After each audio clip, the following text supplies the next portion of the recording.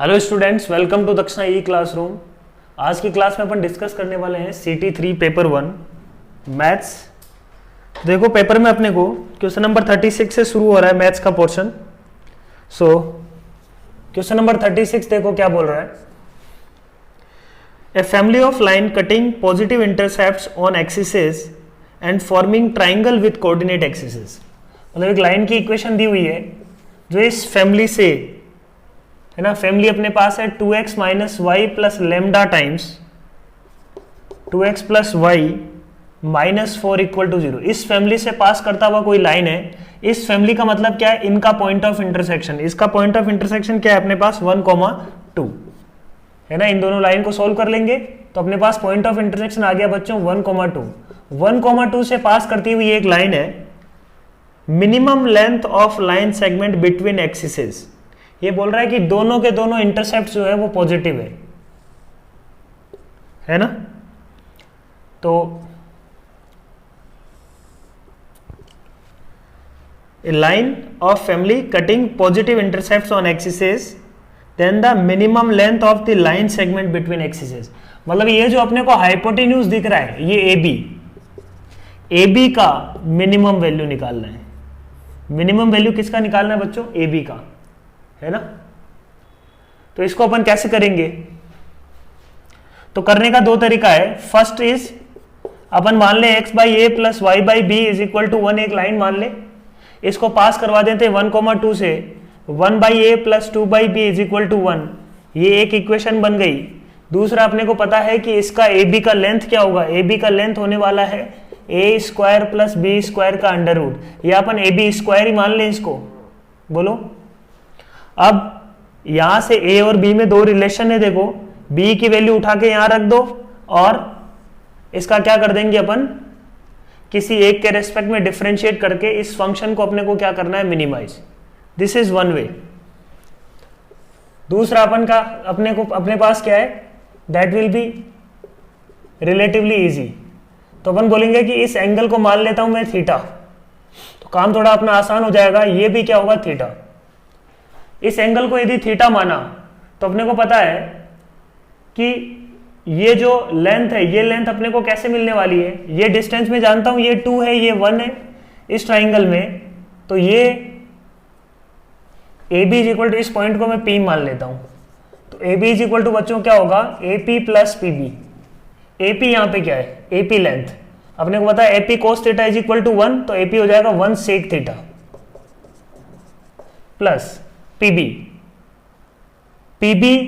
sin theta is equal to 2, तो 2 cosec theta will be PB।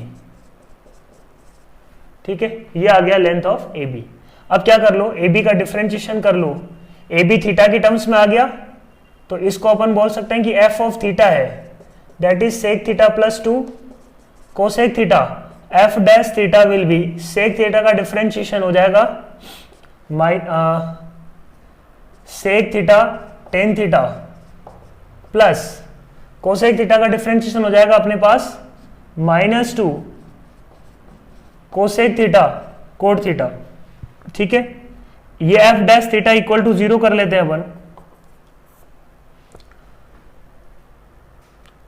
तो ये हो जाएगा अपने पास sec theta tan theta sine theta upon cos square theta minus 2 times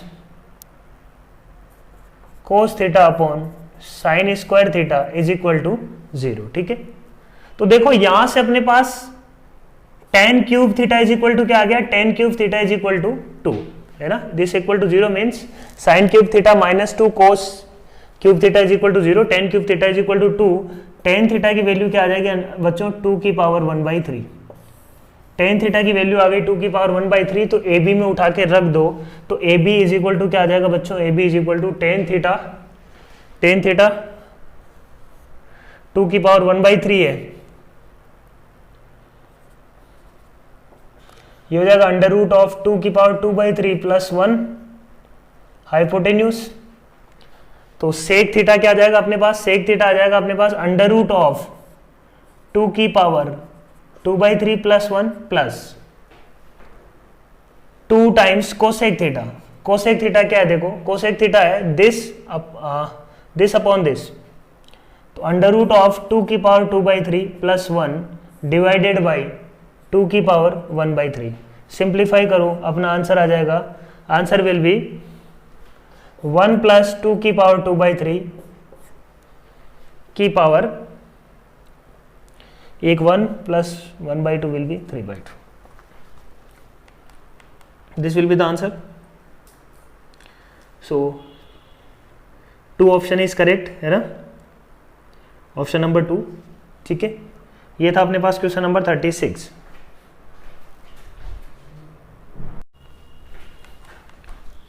next problem देखो, क्वेश्चन नंबर 37। देखो क्या बोल रहा है यहां पे, same y is equal to अपने को दिया हुआ a√x प्लस b, और एक फैमिली ऑफ कर्व है दैट इज पासिंग थ्रू 1,2 है ना, एक स्ट्रेट लाइन है जो 1,2 से पास करती है, और इस कर्व पे वो क्या है, टेंजेंट है, ठीक है, इस कर्व पे वो क्या है, टेंजेंट है।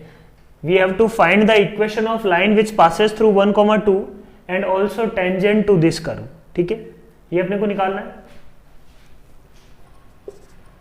राइट। अब अपने को दिया हुआ क्या क्या है, गिवन क्या है कि 9,0 है ना, y डैश की वैल्यू 8 9,0 इज इक्वल टू -12। एक इक्वेशन ये दी हुई है y, अब 9,0 पॉइंट उसके ऊपर है, तो अपन ये भी बोल सकते हैं कि y is equal to a√x plus bx को 9,0 सेटिस्फाई करेगा। इक्वेशन नंबर 2, यहां से अपने को देखो इन दोनों इक्वेशन से अपने को मिल जाएगा a और b, मतलब कर्व मिल गया, तो y इज इक्वल टू अपने पास जो a√x प्लस bx था उसमें कर्व में a और b यहां से अपन निकाल सकते हैं इन दोनों इक्वेशन से, ठीक है।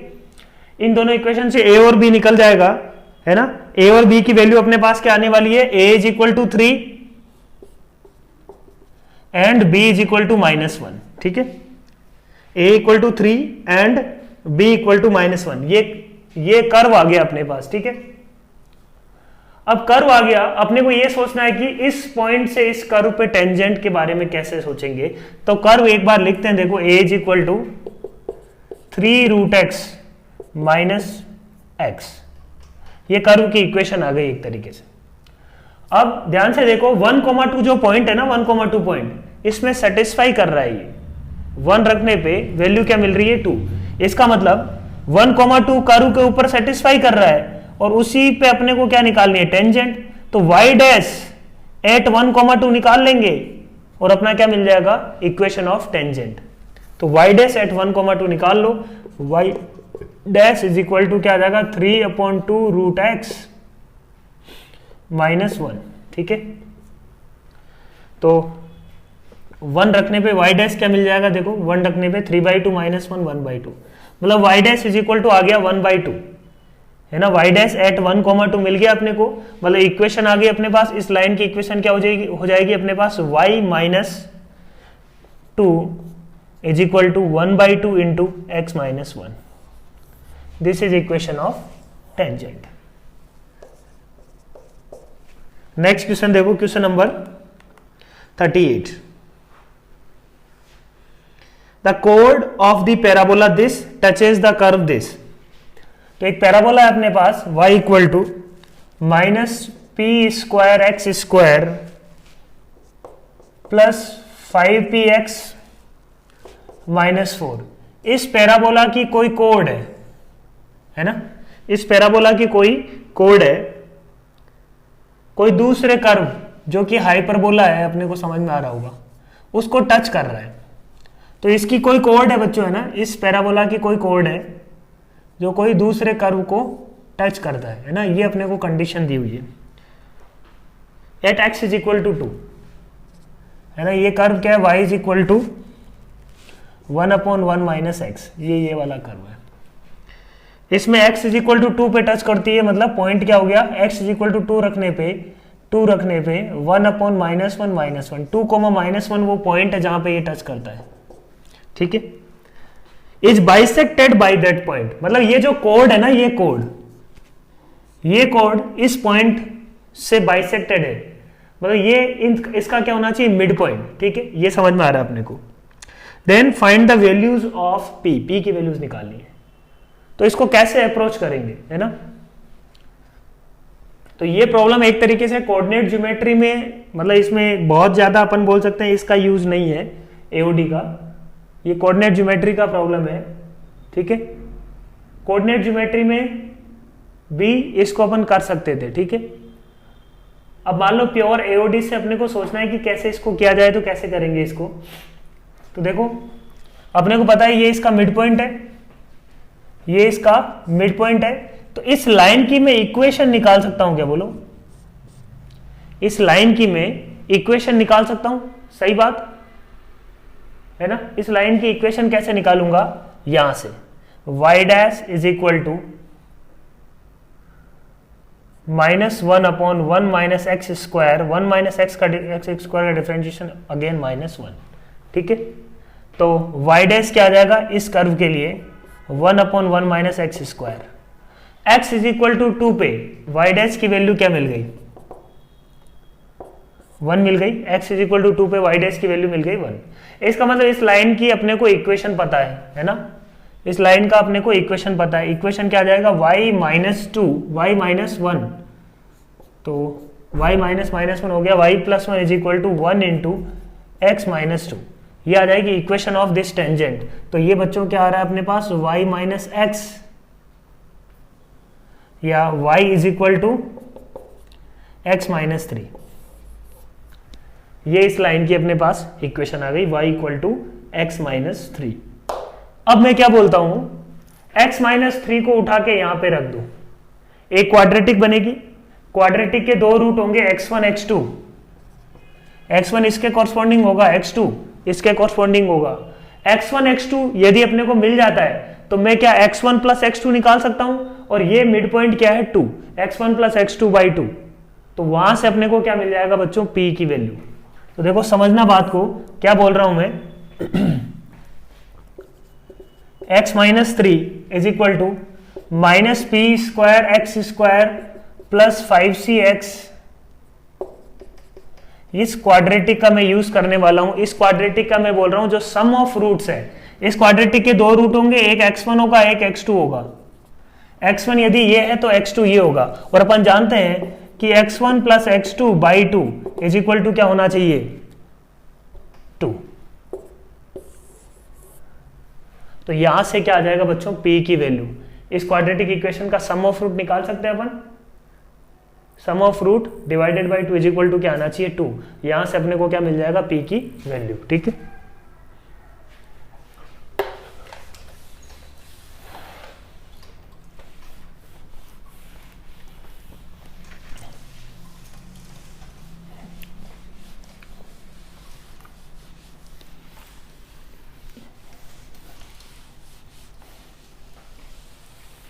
नेक्स्ट क्वेश्चन देखो, क्वेश्चन नंबर 39। अच्छा क्वेश्चन है, क्लास में भी डिस्कस किया हुआ है। f of x is a twice differential function such that f of a is equal to 0, f of b is equal to 2, f of c is equal to -1, f of d is equal to 2, f of e equal to 0। f की information दी हुई है और अपने को बताना है कि g of x एक नया फंक्शन मैंने डिफाइन किया है, that is f dash x का square plus f double dash x into f of x।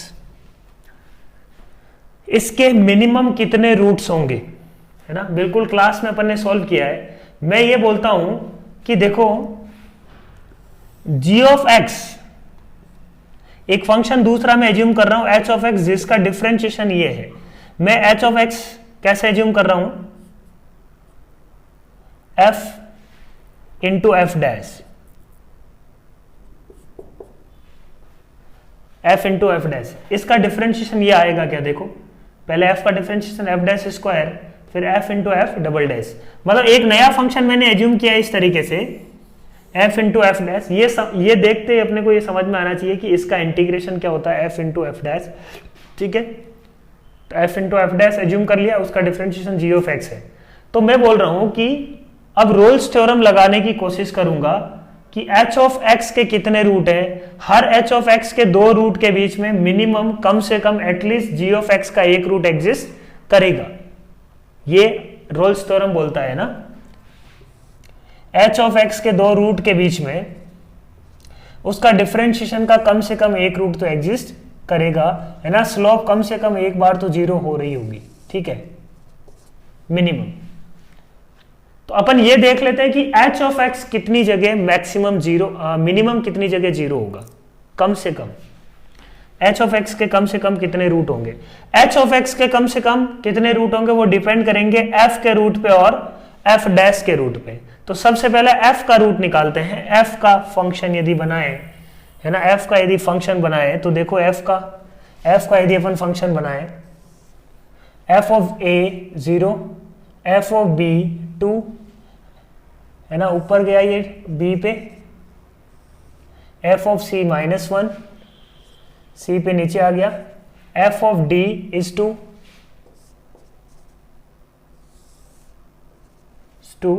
And f of e is 0।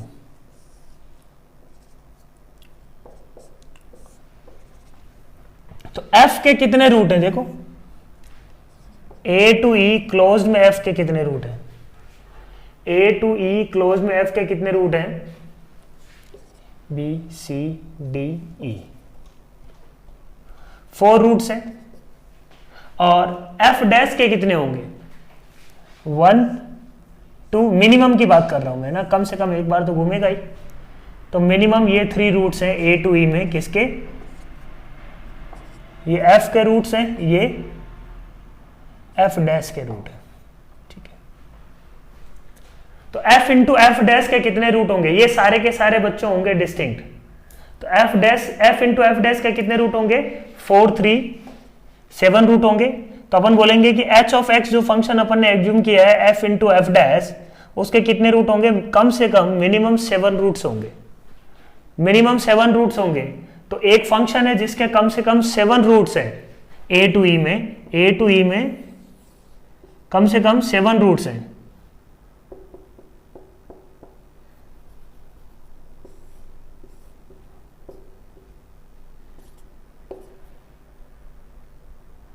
Seven roots हो गए। तो इसका differentiation which is g of x, इसके मिनिमम कितने रूट होंगे, तो अपन बोलेंगे कि कितने होंगे, एक कम, 1 2 3 4 5 6। तो there will be 6, minimum 6 roots of gx, minimum 6 roots for this function. Clear है पॉइंट। तो अच्छा क्वेश्चन था ये, जेई में पूछा हुआ क्वेश्चन है ये।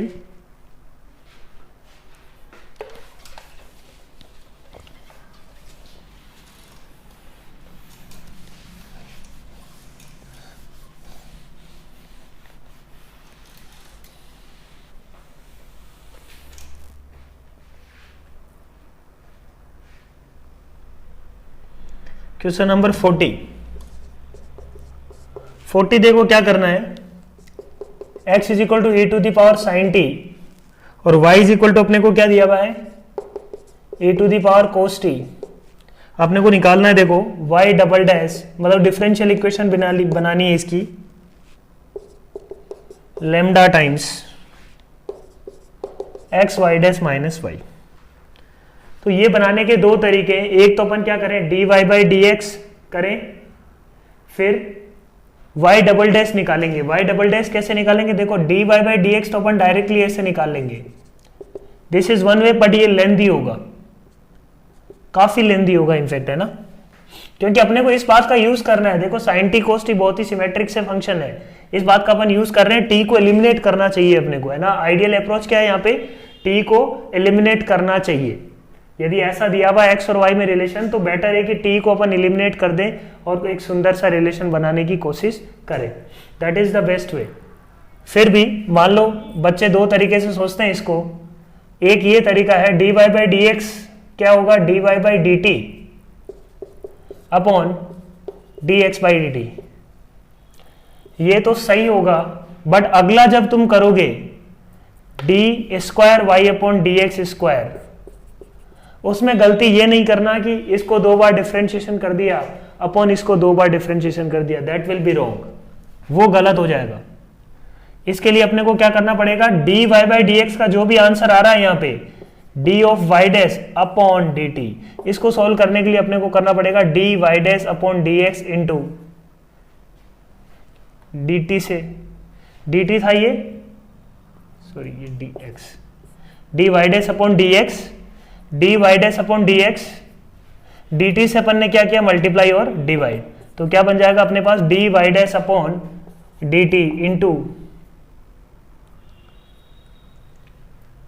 क्योंकि वाई डैश जो भी होगा वो टी का फंक्शन आएगा, इसलिए अपन टी को रखना चाह रहे हैं, d t by d x. ये बच्चों मिलने वाला है अपने को y double dash, y dash मिल गया, वाई डबल डैश मिल गया, उठा के रख देंगे आंसर आ जाएगा, है ना, but it will be very lengthy and not easy to manipulate, है ना, इस अप्रोच से अपन नहीं करेंगे। दूसरा अप्रोच क्या है, मैं बोल रहा हूं रिलेशन निकालने की कोशिश करो एक्स और वाई में। कैसे निकालेंगे, एक तो अपने को दिख रहा है कि X square plus Y square करने से sine square T plus cos square T हो जाएगा 1, तो ये बन जाएगा अपने पास e to the power 2t, ठीक है, e टू दी पावर, है ना, X square plus Y square is equal to e to the power 2t sine square T, e to the power 2t cos square T हो जाएगा e to the power 2t, ये बन गया, ठीक है।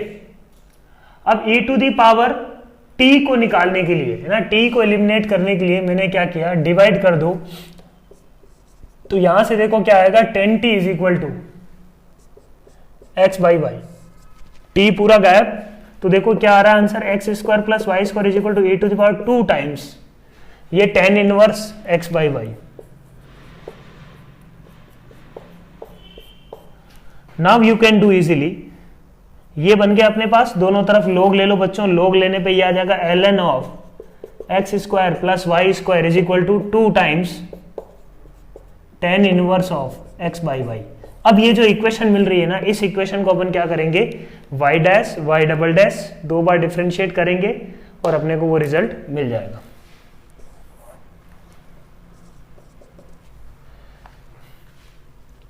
Question number 41, tan inverse 4x upon 1 plus 5x स्क्वायर plus tan inverse 2 plus 3x upon 2 minus 3x, x lies between 0 to 2/3, इसका importance है बच्चों, है ना, x 0 से 2/3 का यहाँ पे इंपॉर्टेंस है। dy बाई डी एक्स अपने को दिया हुआ है कि इस इक्वेशन में दिस इज इक्वल टू अपने को क्या गिवन है यहाँ पे y, this is y।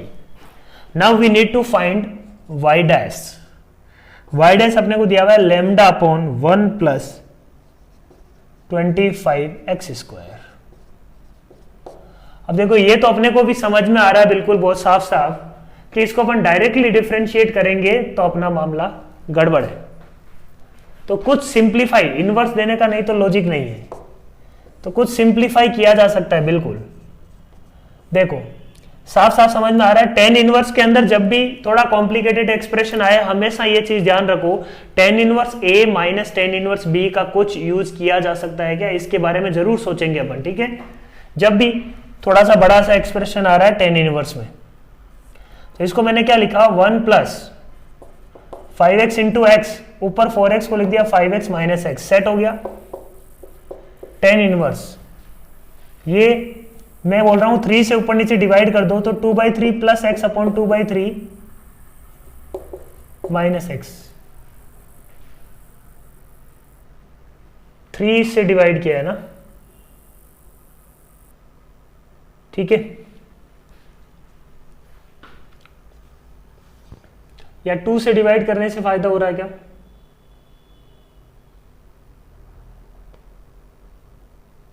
Question अपने पास क्या है, अच्छा 3 माइनस 2x है, क्वेश्चन अपने पास ये दिया हुआ है 3 माइनस 2x है ना, 2 plus 3x upon 3 minus 2x, क्योंकि यहां पे एडजस्ट नहीं हो रहा है, ये क्वेश्चन अपने को दिया हुआ है 3 माइनस 2x। अब यदि अपन 3 से डिवाइड करते हैं तो ये बन जाएगा 1 माइनस 2/3 इंटू एक्स। एडजस्ट हो रहा है देखो बच्चों, है ना। तो ये क्या आ जाएगा अपने पास, देखो tan inverse 5x minus tan inverse of x plus ये क्या बन जाएगा tan inverse 2/3 plus tan inverse of x। ये इससे कैंसिल हो गया। ये y इज इक्वल टू क्या आ गया, देखो y is equal to tan inverse 5x plus tan inverse of 2/3। अब डिफरेंशिएट करो, अब चीजें अपने आप निकल आएगी।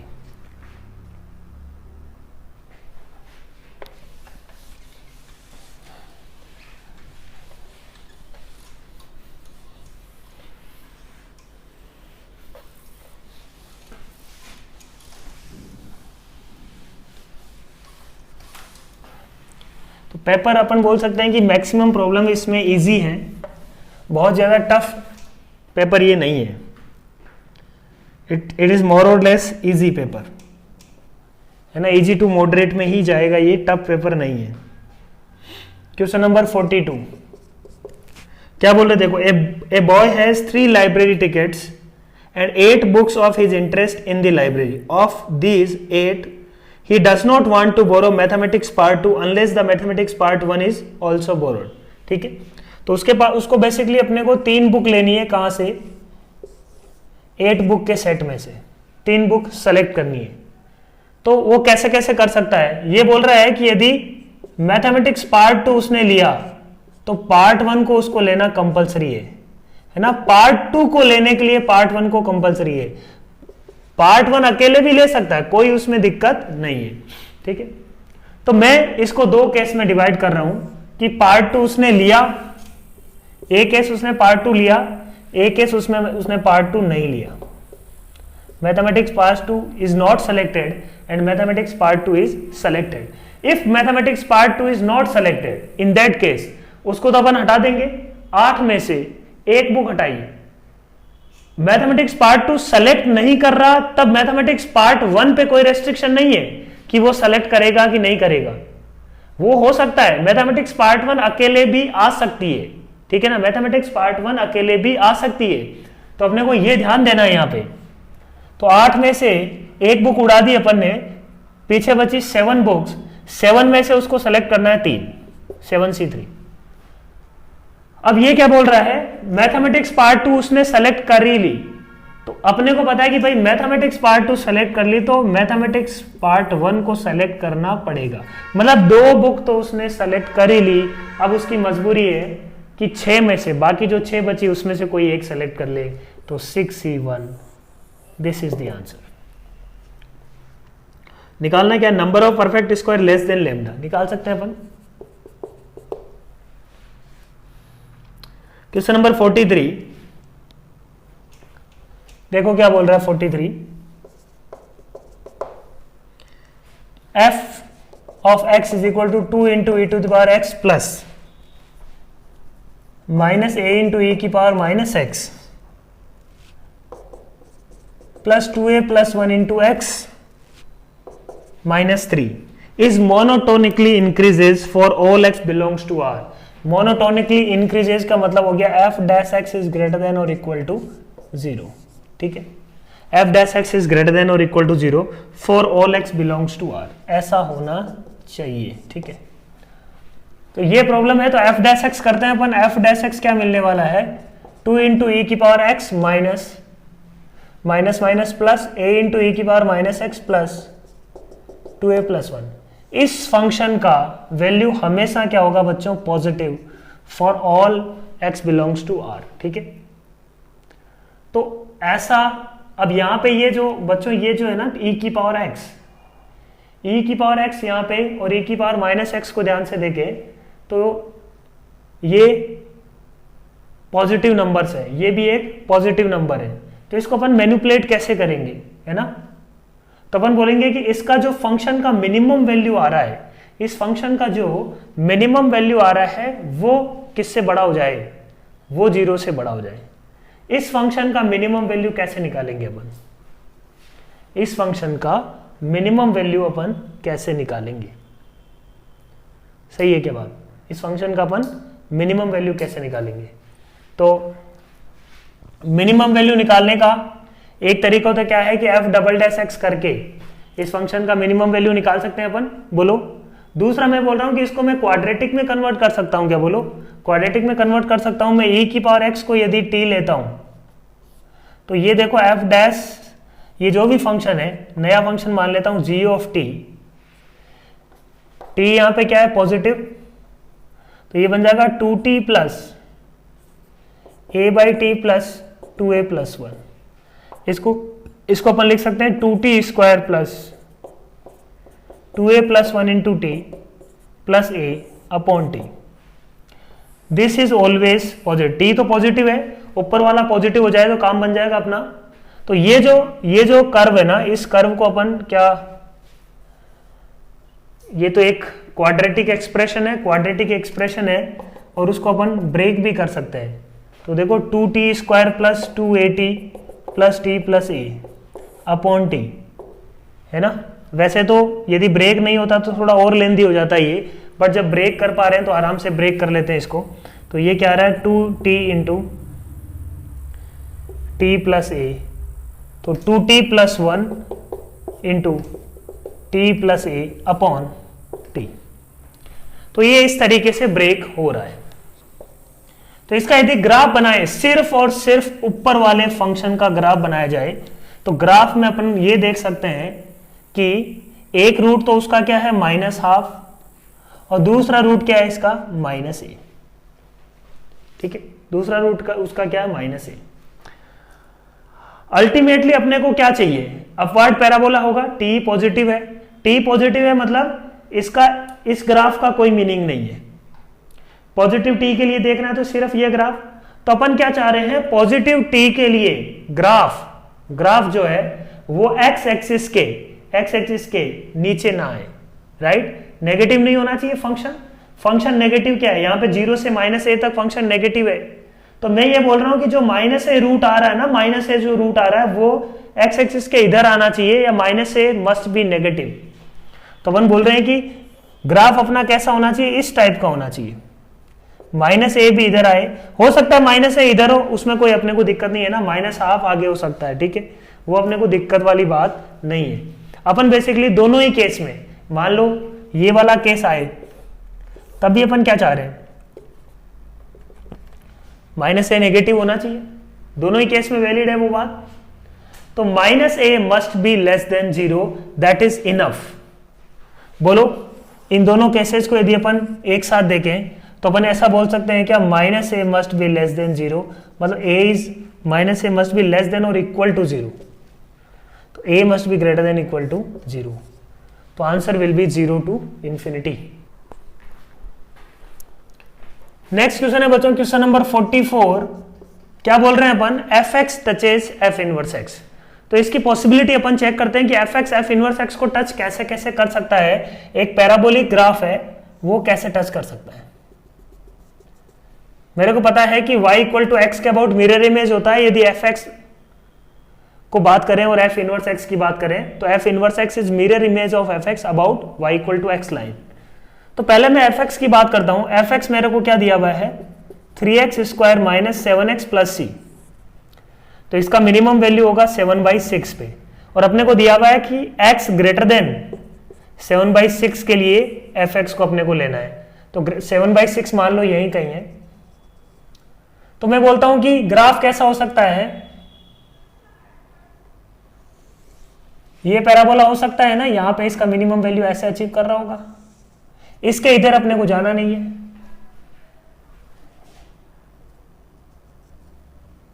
ये हो सकता है, या फिर ऊपर ऐसा हो सकता है, ये दो केस, या फिर इसके नीचे ऐसे हो सकता है।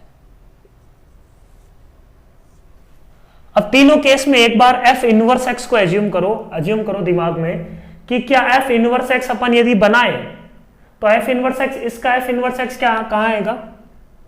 यहीं कहीं आने वाला है, ऐसा कुछ। तो क्या fx और f इनवर्स x एक दूसरे को टच कर रहे हैं क्या? बिल्कुल नहीं। मतलब ये वाला अपन हटा सकते हैं, इसमें कोई डाउट नहीं है। y इक्वल टू एक्स को टच कर रहा होगा वो, एक वो वाला ग्राफ है।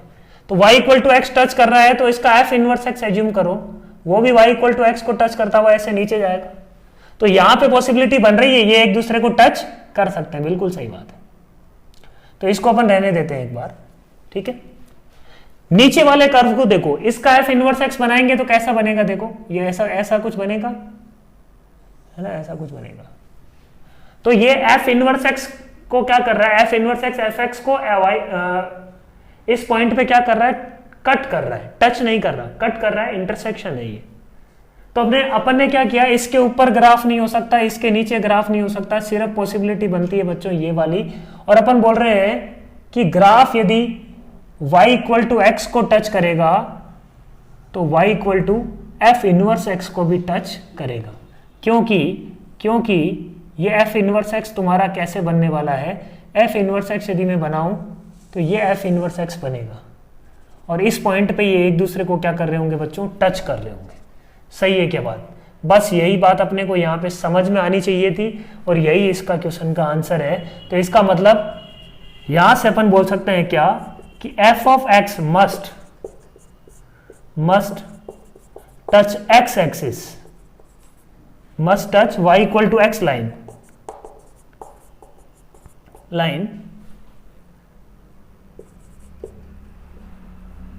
है ना। और उसी पॉइंट पे क्या कर रहा होगा वो, f इनवर्स x को भी टच कर रहा होगा। सो दैट्स इट, यही इसका कंसेप्ट है। अब ये अपन को चेक करना है कि fx इसको टच कैसे करे, इसकी क्या कंडीशन है। तो मैं क्या बोल रहा हूं, अपने पास क्या है, quadratic 3x square minus 7x plus c, इसको y इक्वल टू एक्स के साथ सॉल्व किया। यदि y इक्वल टू एक्स को ये टच करता है तो इस क्वाड्रेटिक इक्वेशन के जो रूट्स होंगे वो क्या होनी चाहिए, रिपीटेटिव रूट, है ना। y इक्वल टू एक्स इसको एक ही पॉइंट पे टच करता है ना, एक ही पॉइंट पे टच करता है। तो ये जो इक्वेशन बनी बच्चों, इसका d क्या होना चाहिए, 0। d इक्वल टू 0 करते हैं, वी विल गेट c। यहां पे जो c मिल रहा है वो अपन निकाल सकते हैं। इस इक्वेशन का d क्या होना चाहिए, 0। d क्यों 0 किया गया है, पॉइंट समझना, d क्यों 0 किया गया है, क्योंकि ये इक्वेशन, ये quadratic equation y equal to x को टच करता है। तो y इक्वल टू एक्स पे क्या, y इक्वल टू एक्स इसके लिए क्या है, टेंजेंट है। टेंजेंट इसको एक ही पॉइंट पे मीट करेगी, दो अलग अलग पॉइंट पे मीट नहीं करेगी। Hence this equation will have equal roots. Question number 44 था ये। नेक्स्ट देखते हैं क्वेश्चन नंबर 45। 45 क्या बोल रहा है, देखो, line tangent to y cube minus x square y plus 5y minus 2x equal to 0, a line tangent to this curve and this curve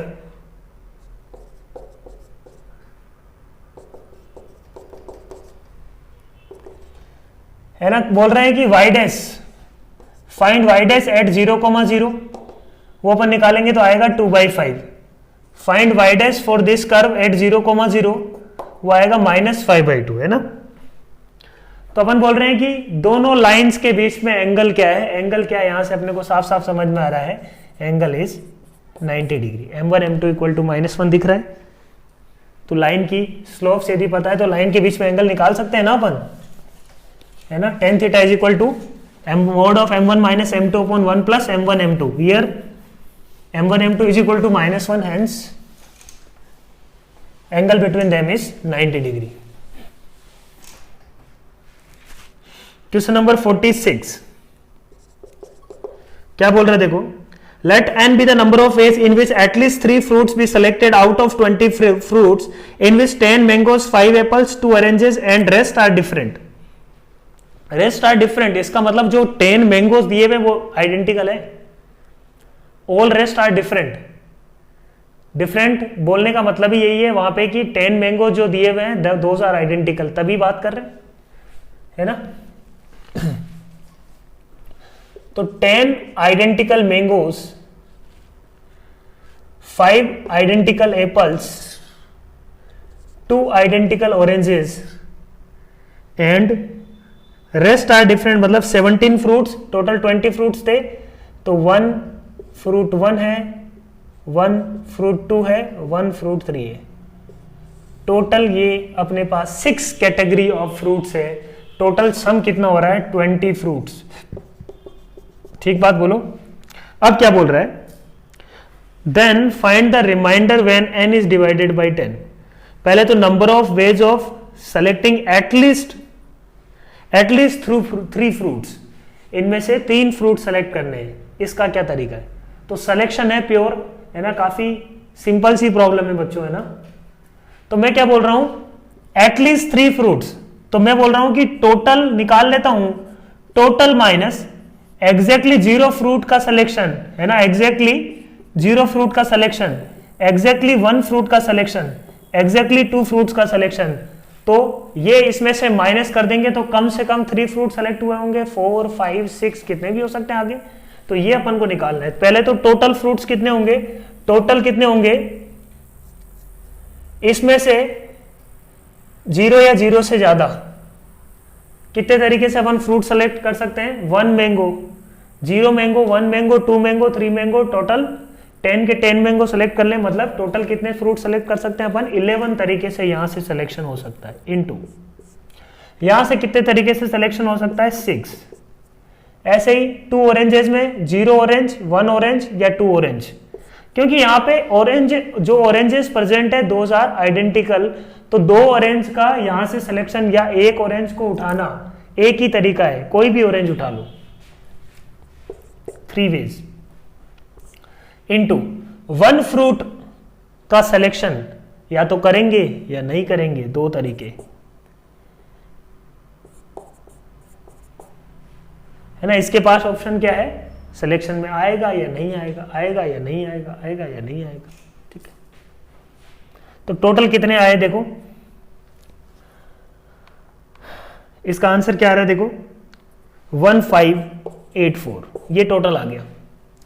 अब एग्जैक्टली 0 का सिलेक्शन, मतलब कुछ नहीं सेलेक्ट किया, 1, एग्जैक्टली 1 का सिलेक्शन, एग्जैक्टली 1 फ्रूट कितने तरीके से सेलेक्ट कर सकते हो, 1 मैंगो उठा लेता, 1 एप्पल उठा लेता, 1 ऑरेंज उठा लेता, 1 from fruit 1, 1 from fruit 2, 1 from fruit 3।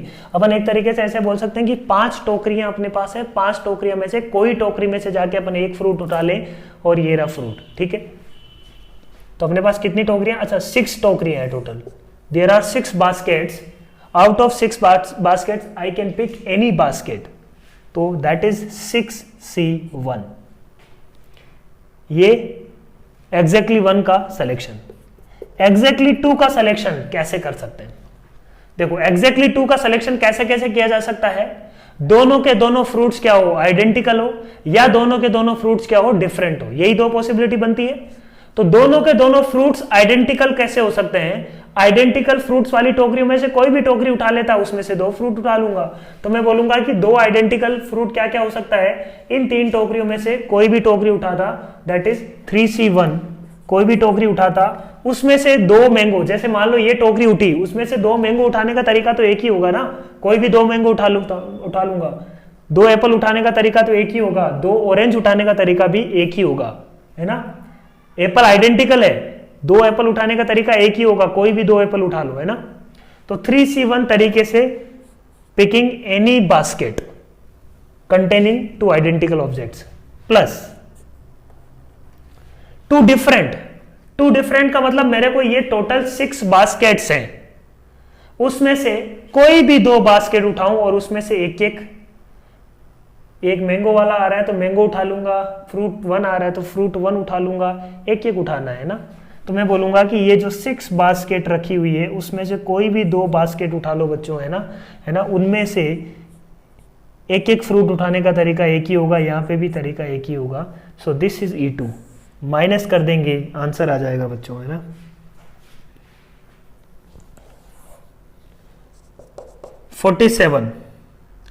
The number of point of non differentiability of function this, function अपने को दिया हुआ है ना, अच्छा क्वेश्चन है ये, maxima of sine inverse of mod of sine x plus comma cos inverse of mod of sine x, इन दोनों में जो मैक्सिमा होगा वो अपना आंसर होना चाहिए।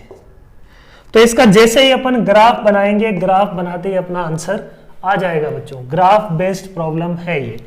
Sign inverse of mod of sine x का ग्राफ मैं पहले बनाता हूं, और मुझे पता है कि sine inverse of mod of sine x plus cos inverse of mod of sine x is equal to क्या होता है, π/2। तो sine inverse mod of sine x का ग्राफ बनते ही कॉस इनवर्स का तो अपने आप बन जाएगा। तो साइन इनवर्स पे फोकस करते हैं, मतलब किसी एक का बना लेते हैं अपन। Sine inverse of mod of sine x का अपन ग्राफ बनाते हैं 0 to 2π में, ठीक है। मॉड ऑफ साइन एक्स जो भी निकलने वाला है इट इज ऑलवेज पॉजिटिव, ये हमेशा क्या मिलने वाला है बच्चों, पॉजिटिव मिलने वाला है मॉड ऑफ साइन एक्स। तो जो भी आउटपुट साइन इनवर्स का आने वाला है वो 0 से π/2 में ही आएगा, 0 से π/2 में ही आएगा। तो सबसे पहले तो when sign x is positive, sine x जब पॉजिटिव होगा तब तो ग्राफ मुझे पता है sine inverse of sine x को फॉलो करेगा, और sign inverse of sine x का ग्राफ मैं जानता हूं यही होगा। अब when sign x is negative तो मोड जो है ना, मोड उसको पॉजिटिव बना देगा बच्चों, और जो ग्राफ नीचे जा रहा था अब वो ग्राफ कहां रहेगा, ऊपर ही रहेगा। तो ये 0 है अपने पास, राइट। ये अपने पास क्या है, पाई, ये 2π। 0 से 2π में इसका ग्राफ बन गया है ना। 0 से 2π मतलब ये ओपन रखना है और ये ओपन रखना है, ठीक है। अब अपने को क्या चेक करना है, cos inverse mod of sine x का ग्राफ। तो कोस इनवर्स मॉड, इसका ग्राफ मैं जानता हूं, तो मैं बोल रहा कि cos inverse mod of sine x जो भी होगा that will be π/2 minus f. इसको मैं एफ नाम दे देता हूं, π/2 माइनस एफ। एफ का पता है तो माइनस एफ का ट्रांसफॉर्मेशन से क्या निकालूंगा, एफ से पहले जाऊंगा माइनस एफ पे, माइनस एफ से फिर π/2 माइनस एफ पे, तो माइनस एफ में प्लस π/2 कर दूंगा। तो माइनस एफ में जाने का मतलब ये देखो बच्चों, ये है π/2। तो माइनस एफ का ग्राफ क्या आएगा, ऐसा कुछ, फिर माइनस एफ प्लस π/2, तो ग्राफ ऊपर चला गया। तो ये पॉइंट इधर आ जाएगा, ये वाला, ये पॉइंट इधर आ जाएगा, ये पॉइंट इधर आ जाएगा, बोलो। तो ग्राफ और ये पॉइंट यहां आ जाएगा।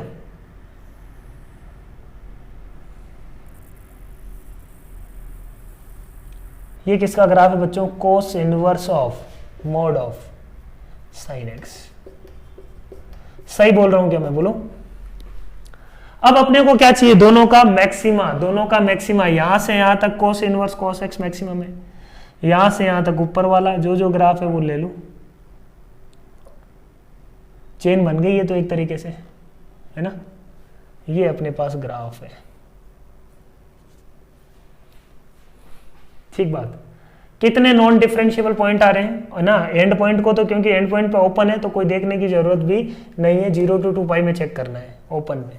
1 2 3 4 5 6, there are total 7 not differentiable points, है ना, ठीक है। सही है बात, समझ में आया। 47 था ये।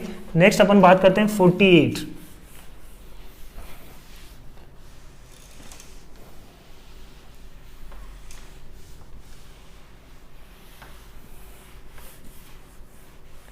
देखो 48 क्या बोल रहा है। 48 अगेन टिपिकल प्रॉब्लम है, जो बिल्कुल बेसिक प्रॉब्लम होता है डिफरेंशियल में, डिफरेंशिएशन में। डिफरेंशिएबिलिटी का क्वेश्चन है ये, काफी सिंपल सा प्रॉब्लम है। देखो क्या करते हैं अपन, f of x plus y अपने को दिया हुआ है, एफ ऑफ एक्स। घबराना नहीं, ऐसा क्वेश्चन जब भी आता है काफी आसान होता है बच्चों, और उसमें अपने को थोड़ा सा मैनिपुलेशन करना होता है। स्टैंडर्ड अप्रोच है, एफ डैश एक्स निकालने की कोशिश करो, एफ डैश एक्स निकाल के वहां से अपने को चीजों को सोचना है।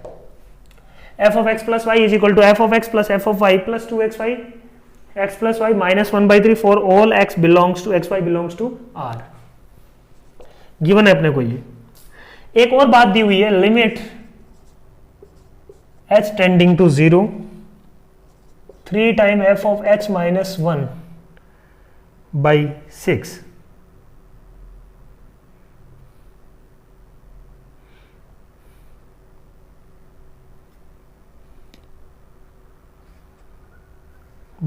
6 है ना। ये 6h इज इक्वल टू 2/3, ये भी अपने को गिवन है।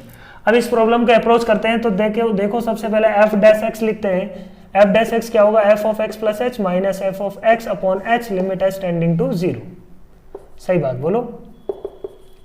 Basic definition, first principle, f of x plus h को मैं क्या लिख सकता हूं, f of x plus f of h plus 2xh into x plus h minus 1/3 upon, है ना, minus f of x upon H.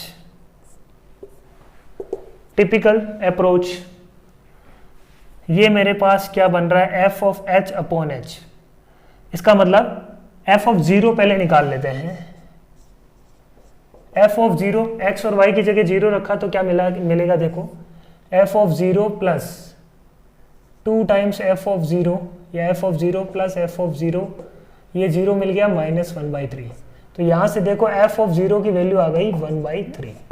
F of 0 की value आ गई 1/3, बिल्कुल सही बात है।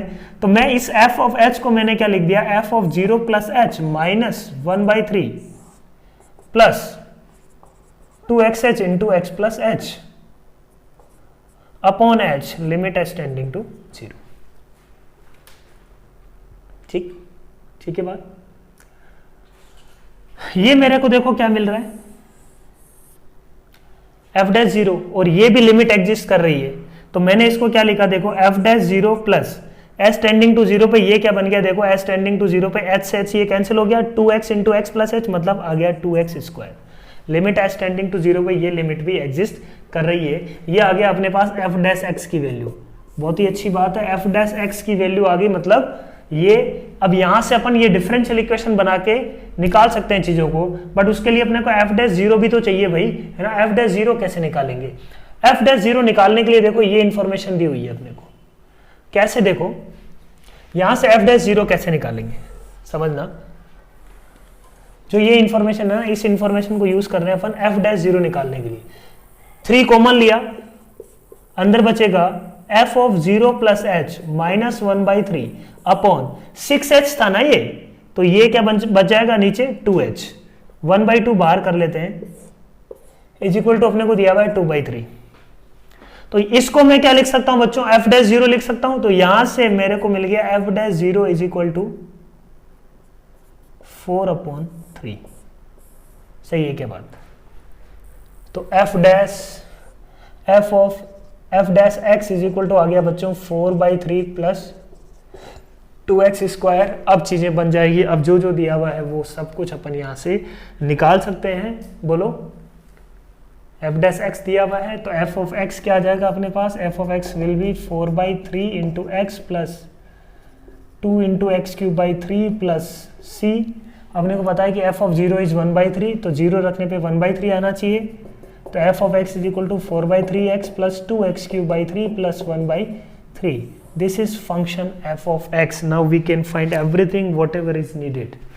f of 2 निकालना है, f of 2 निकल जाएगा। f of 2 का ग्रेटेस्ट इंटीजर निकालना है ना, तो f of 2 निकाल के फिर उसका ग्रेटेस्ट इंटीजर भी अपन निकाल सकते हैं।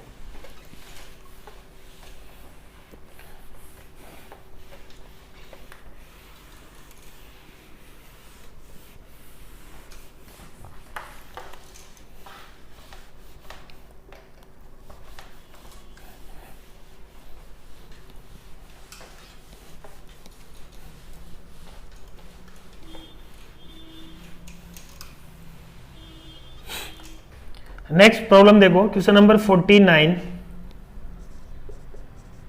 क्या बोल रहा है देखो, if a tangent to curve this, curve अपने को दिया हुआ है 2y³ is equal to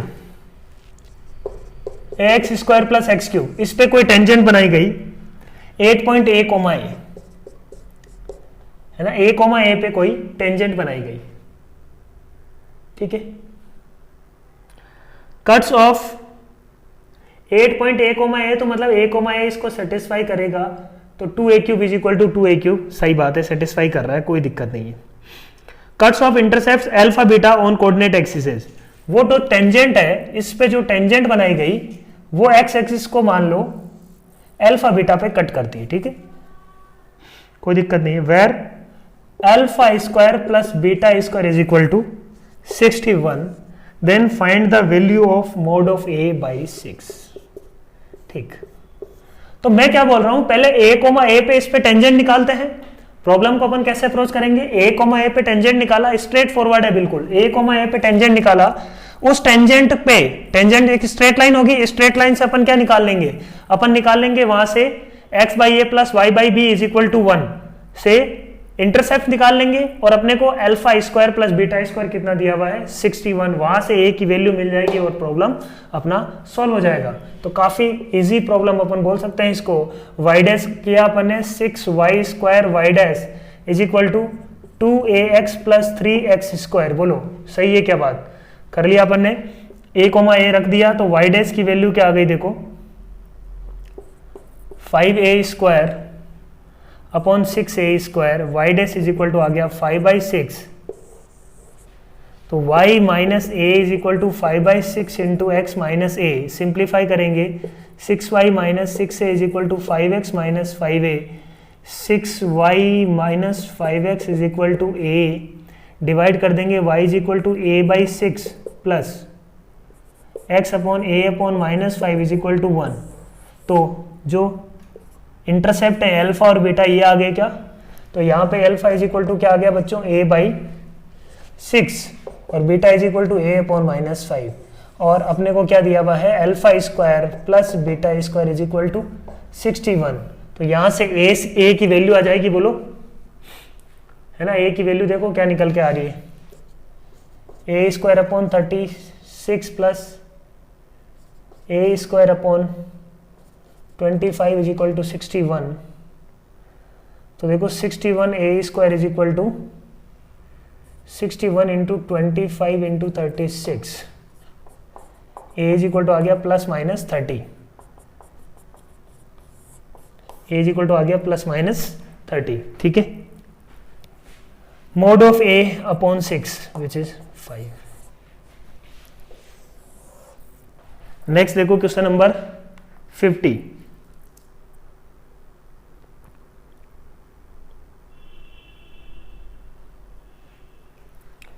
The number of ways of selecting 8 books from a library which has 10 books each of mathematics, physics, chemistry and English, if books of the same subject are alike, is n then the number of divisors of n? काफी simple problem है।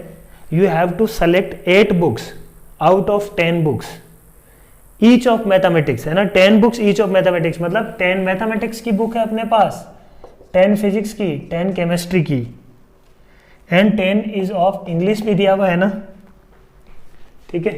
तो 4 type of books है, अपने को क्या select करना है, यहां से टोटल 8 बुक्स ही सेलेक्ट करनी है। ये आइडेंटिकल है, 10 identical identical identical, 10 identical of one kind.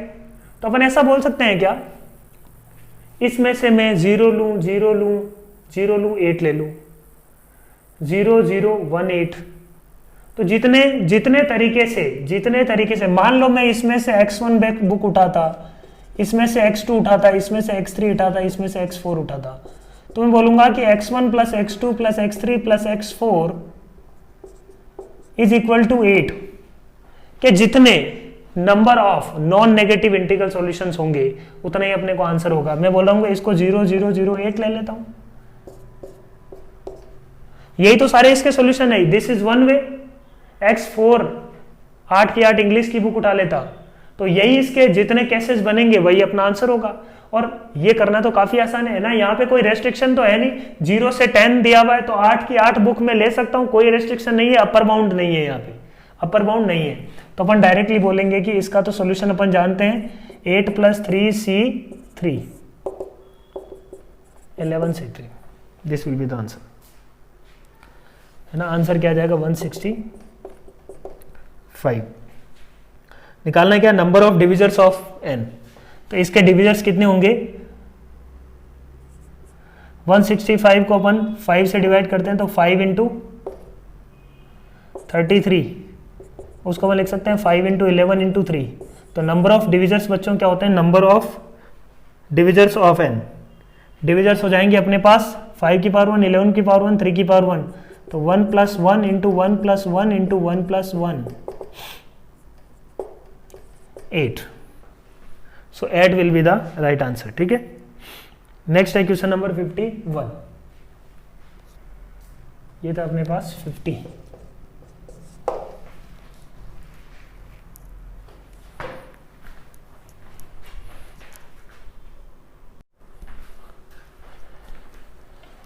Next question देखो, क्वेश्चन नंबर 51, ठीक है। क्या बोल रहे हैं अपन 51 में, देखो f of x is equal to दिया हुआ अपने को f of x is x square minus x plus 1, x is greater than equal to half, g of x दिया हुआ है half plus under root of x minus 3/4, ठीक है। This is given to us, ठीक है। तो इसको मैं y मानूं तो सॉल्व करो इसको, देखो सिंप्लीफाई करो, y minus half is equal to under root of x minus 3/4, square कर दो दोनों तरफ, तो y square plus 1/4 minus y is equal to क्या आ जाएगा, x माइनस 3/4। तो देखो क्या आ रहा है, x इज इक्वल टू क्या आ रहा है, y square minus y plus 1। मतलब ये x और y को इंटरचेंज करने पे ये मिल जाएगा। इसका मतलब ये फंक्शन इसका इनवर्स है, वो अपन चेक कर लेंगे, limit x greater than equal to half है, तभी ये क्या आ रहा है, यहाँ पे प्लस आ रहा है ना। यहाँ पे माइनस होता तो x less than equal to half के लिए चीजें होती, क्योंकि अपने को x ग्रेटर देन हाफ चाहिए तो 1/2 प्लस आ रहा है, x ग्रेटर देन हाफ चाहिए तो 1/2 प्लस आ रहा है, तो इनवर्स में क्या है, ये 1/2 प्लस दिख रहा है अपने को। इसका मतलब ये फंक्शन इसका इनवर्स है, ये समझ में आ गया। अब अपने को यही इसका क्या है, यही इसका हिंट है। तो अल्टीमेटली अपने को ये सॉल्व करना है, f(x) is equal to f inverse x, x square minus x plus 1 का ग्राफ यदि देखें अपन बच्चों, तो अपने को ये मिलने वाला है क्या, x इज इक्वल टू 1/2 पे ये क्या है 3/4, x इज इक्वल टू 1/2 पे इसका मिनिमा है, तो 1/2 पे ये क्या मिलने वाला है, देखो 1/4 minus 1/2 plus 1, 3/4 sorry 1 minus half, 1/2 plus 1/4 मतलब 3/4। तो x इज इक्वल टू 1/2 पे मिलने वाला है 3/4, ठीक बात। तो ऐसा कुछ इसका ग्राफ अपने को बोल सकते हैं, ऐसा कुछ इसका ग्राफ होगा। f इनवर्स x क्या होगा, f इनवर्स x ऐसा कुछ होगा।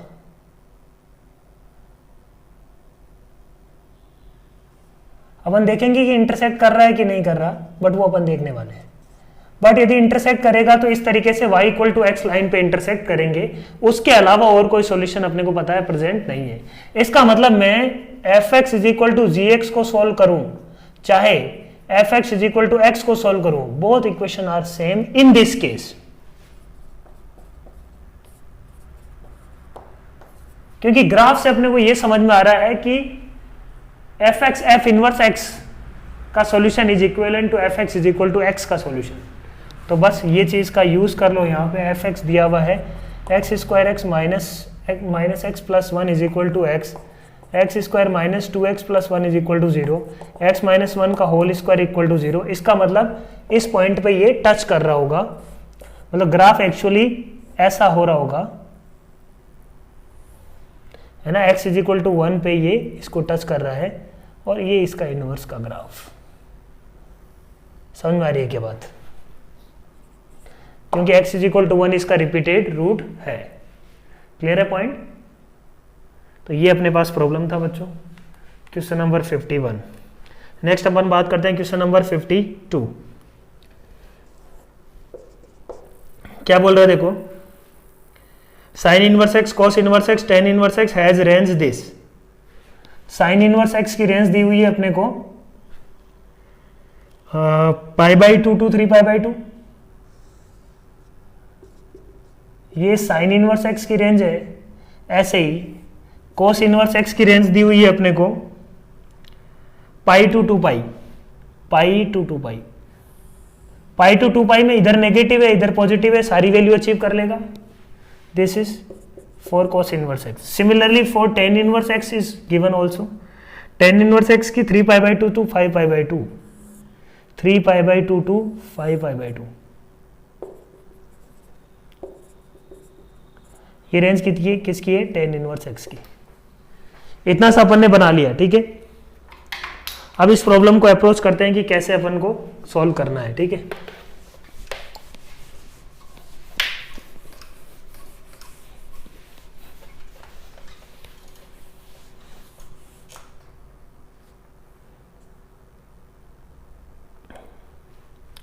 तो देखो अपने को फर्स्ट क्वेश्चन पे ध्यान दो, sign inverse of cos of.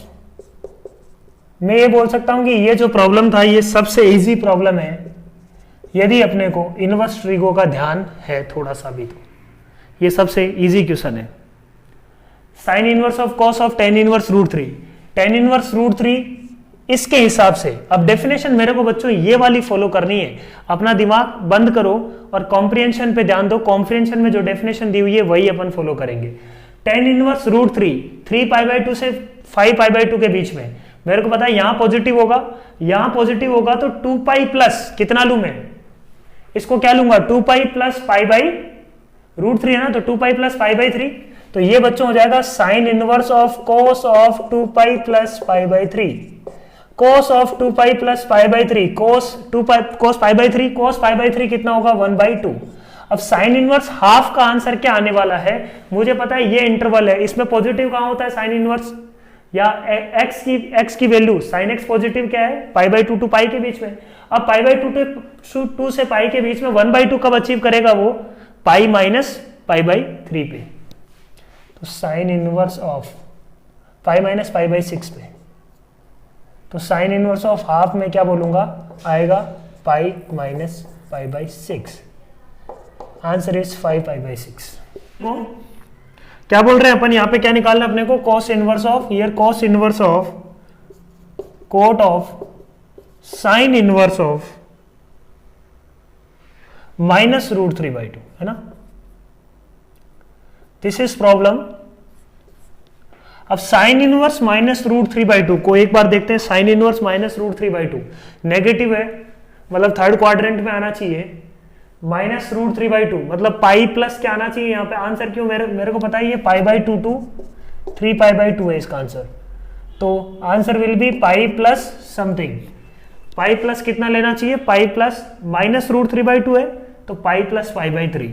तो ये हो जाएगा cos inverse of cot of pi plus π/3, ठीक है। Cot of pi plus π/3 will be positive होगा, थर्ड क्वाड्रेंट पॉजिटिव। कोट π/3 कितना, cot π/3 will be 1/√3। cos inverse 1/√3 should be answer. cos inverse 1/√3 मतलब a option is correct. Tan inverse √2 भी दिया हुआ इसमें, ten inverse √2 मेरे को पता है क्या किस में आएगा, टेन इनवर्स √2 आएगा फर्स्ट क्वाड्रेंट में। और ये जो आंसर है cot inverse 1/√3, cos inverse 1/√3, cos inverse 1/√3 आने वाला है फोर्थ क्वाड्रेंट में। तो कोई कनेक्शन नहीं है आपस में। 7π/4 टू 2π, थर्ड ऑप्शन है 7π/4 टू 2π। देखो कोट इनवर्स कोस इनवर्स 1/√3 जो भी नंबर है ना वो कहां पे आने वाला है एक बार चेक करो। 1/√3 cos इनवर्स 1/√3 रफली यदि वैल्यू देखें 1/√2 से क्या है, 1/√2 से छोटा ही है, 1/√2 से छोटा है, इसका मतलब π/4 से ये दूर होगा। यहाँ पे ये वैल्यू यहीं कहीं होगी है ना, ये 1/√2 का कॉरस्पॉन्डिंग मिलेगी, तो ये वैल्यू यहीं कहीं मिलेगी है ना। तो इसका मतलब 7π/4 से 2π के बीच में ये वैल्यू नहीं है ना। जितना को x जितना छोटा होगा, x जितना छोटा होगा उतना ही ये इससे दूर होगा, क्योंकि मेरे को पता है कि कोस इनवर्स यदि 0 की बात करें तो वो 3π/2 आएगा है ना। तो जितना छोटा होगा उतना 3π/2 के नजदीक होगा, जितना 1 के नजदीक होगा उतना ये 0 के पास में होगा, या अपन बोल सकते हैं 2π के नजदीक होगा।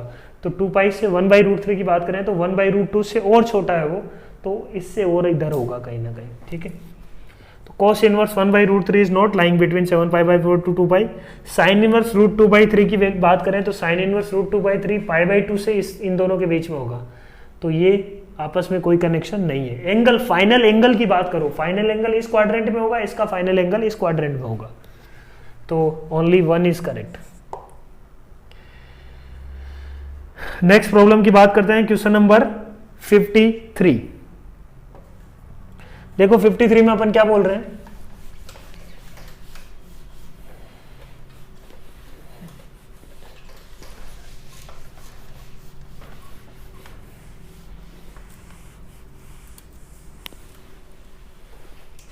क्वेश्चन नंबर 53 क्या बोला जा रहा है यहां पे, let A1 is greater than A2 is greater than A3 greater than AN is greater than 1। ऐसे अपने को दिया हुआ है P1 is greater than P2 till greater than Pn, positive numbers हैं ये सारे, such that P1 plus P2 plus P3 till Pn summation is equal to दिया हुआ है 1। ठीक है, ये अपने को गिवन है।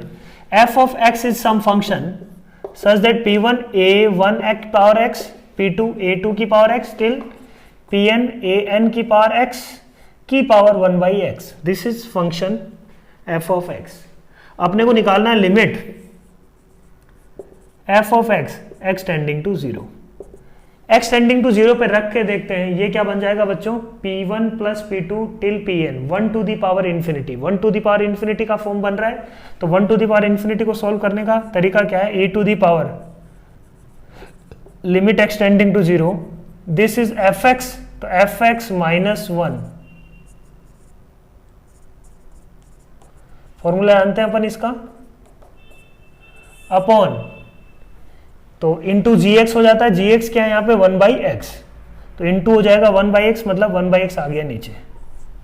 ये लिमिट अपने को सिंप्लीफाई करना है, तो देखो क्या आ रहा है, e to the power limit x tending to 0, ये क्या बन रहा है बच्चों, 0 बाई 0 फॉर्म बन रहा है, तो एल ऑपिटल रूल लगा देते हैं यहाँ पे, एल ऑपिटल रूल लगाया तो ये क्या आ जाएगा देखो, P1 ln A1 plus P2 ln A2 A2 की power x till Pn ln AN की पावर x, ये मिलने वाला है, अपॉन x का डिफरेंशिएशन 1। 0 बाई 0 फॉर्म था तो अपन ने एल ऑपिटल रूल लगा दिया। अब x टेंडिंग टू 0 पे ये फाइनाइट आ रहा है, नीचे 1 है, तो ये क्या बन जाएगा देखो, e to the power limit x tending to 0 x is equal to 0 रखने पे P1 ln A1 plus P2 ln A2 till Pn ln of An, क्या बन जाएगा देखो, An की पावर P1 A2 की पावर P2 Pn की power An, सब प्लस के साथ है तो मल्टीप्लाई में आ जाएंगे। मल्टीप्लाई में कैसे आएंगे देखो, ln ऑफ A1 की पावर P1 इंटू A2 की पावर P2 टिल An की पावर Pn। अब ये ln में कैंसिल हो जाएगा, फाइनल आंसर अपना यही आ जाएगा। तो A1 की पावर P1 A2 की पावर P2, तो which option is correct, third. Clear है पॉइंट। नेक्स्ट प्रॉब्लम देखो, इसी में अपने को देखना है limit fx tending to infinity, तो इसमें अपने को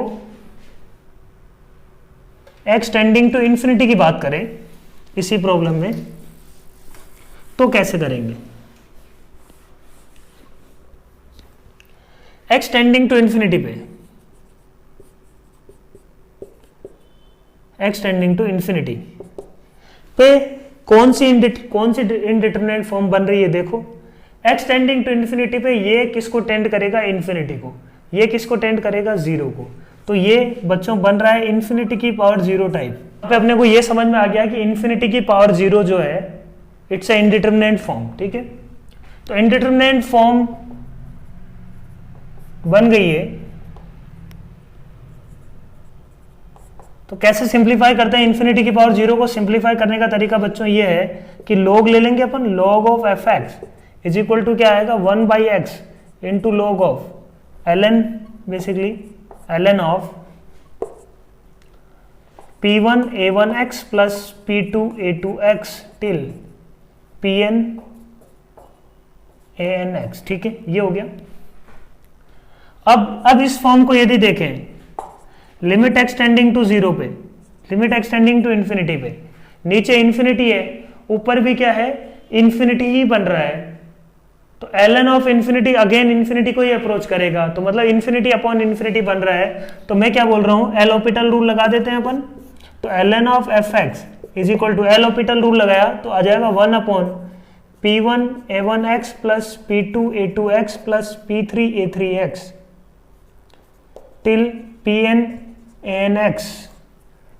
इसका ln का डिफरेंशिएशन ये नीचे, इसका डिफरेंशिएशन फर्दर होगा तो ये आ जाएगा P1 ln A1 A1x plus P2 ln A2 A2x till Pn ln an into an x का डिफरेंशिएशन हो जाएगा अपॉन में 1, ठीक है। अगेन अपन लिमिट एक्सटेंडिंग टू, यदि लिमिट एक्सटेंडिंग टू इन्फिनिटी की बात करें, लिमिट एक्सटेंडिंग टू इन्फिनिटी पे ये क्या बन रहा है, देखो ऊपर इन्फिनिटी बन रहा है और नीचे भी क्या बन रहा है, देखो इन्फिनिटी बन रहा है। अगेन अभी तक अपना प्रॉब्लम सॉल्व नहीं हुआ। एक तो हम तो बच्चे बोलते हैं कि सर फर्दर डिफरेंशिएशन कर देते हैं, बट उसका कोई यूज नहीं आएगा क्योंकि a1 की पावर x तो पड़ा रहेगा, नीचे भी a1 की पावर x बचा रहेगा, कोई फायदा नहीं है। अब अगेन अपन क्या करते हैं, since a1 is greater than a2, इस इंफॉर्मेशन का यूज करते हैं। a1 सबसे बड़ा है तो हाईएस्ट जो लीडिंग कोफिशिएंट है, ये अपन बोल सकते हैं कि हाईएस्ट जो इन्फिनिटी को अप्रोच करने वाला सबसे बड़ा कोफिशिएंट है, दैट इज a1 की पावर x। a1 की पावर x में सब पूरे में डिवाइड कर देते हैं तो क्या बचने वाला है यहाँ पे P1 ln A1, नीचे भी अपन ने डिवाइड किया तो वो बचेगा P1, A1 की पावर x का डिवाइड किया तो ये बन गया देखो P2 ln A2, A2 by A1 की power x till Pn ln A2 into An upon A1 की power x। Similarly for this also Pn into An upon A1 की पावर x। अब देखो ध्यान से कि A2 by A1 An by A1 ये सब क्या है, लेस देन 1 की power infinity x tending to infinity पे सोचो इसको, ये सारे एक्सप्रेशन, ये जो एक्सप्रेशन है सब किसको अप्रोच करेगा, 0 इंटू सम फाइनाइट मतलब जीरो को, और ये एक फाइनाइट वैल्यू को अप्रोच कर रहा है, मतलब आंसर क्या आ रहा है, ln of f x is equal to आ रहा है ln ऑफ A1, ठीक है। सही है क्या बात, P1 से P1 कैंसिल हो गया, तो इसका मतलब एफ एक्स लिमिट, जो लिमिट इस एफ एक्स को, लिमिट को मैं L नाम दे देता हूं, तो L इज इक्वल टू क्या आ जाएगा बच्चों, A1। सो अच्छा क्वेश्चन है ये वाला, L इज इक्वल टू क्या आ जाएगा अपने पास, A1। तो ये था ओवरऑल पेपर, अपन बोल सकते हैं कि इजी टू मॉडरेट है, तो अच्छे से अपने को सॉल्व होना चाहिए था ये पेपर। सो समझ में आया होगा आप लोगों को। Thank you very much, all the best.